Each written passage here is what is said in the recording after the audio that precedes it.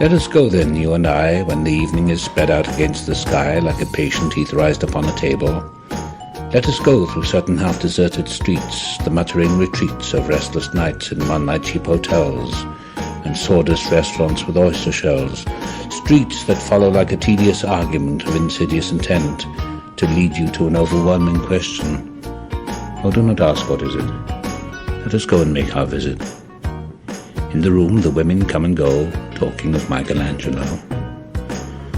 The yellow fog that rubs its back upon the window panes, the yellow smoke that rubs its muzzle on the window panes, licked its tongue into the corners of the evening, lingered upon the pools that stand in drains, let fall upon its back the soot that falls from chimneys, slipped by the terrace, made a sudden leap, and seeing that it was a soft October night, curled once about the house and fell asleep.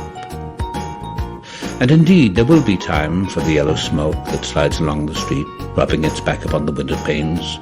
There will be time to prepare a face to meet the faces that you meet.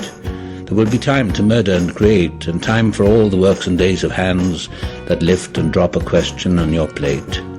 Time for you and time for me, and time yet for 100 indecisions and for 100 visions and revisions before the taking of a toast and tea. In the room the women come and go, talking of Michelangelo. And indeed there will be time to wonder, do I dare, and do I dare? Time to turn back and descend the stair with a bald spot in the middle of my hair. They will say, how his hair is growing thin. My morning coat, my collar mounting firmly to the chin, my necktie rich and modest but asserted by a simple pin. They will say, but how his arms and legs are thin.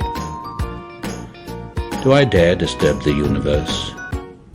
In a minute there is time for decisions and revisions, which a minute will reverse. For I have known them all already, known them all.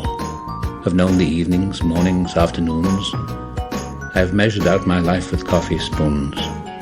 I know the voices dying with a dying fall beneath the music from a farther room. So how should I presume? And I have known the eyes already, known them all. The eyes that fix you in a formulated phrase. And when I am formulated, sprawling on a pin, when I am pinned and wriggling on the wall, then how should I begin to spit out all the butt ends of my days and ways? And how should I presume? And I have known the arms already, known them all, arms that are braceleted and white and bare, but in the lamplight downed with light brown hair. Is it perfume from a dress that makes me so digress? Arms that lie along a table or wrap about a shawl. And should I then presume? And how should I begin? Shall I say I have gone at dusk through narrow streets and watched the smoke that rises from the pipes of lonely men in shirt sleeves leaning out of windows? I should have been a pair of ragged claws scuttling across the floors of silent seas.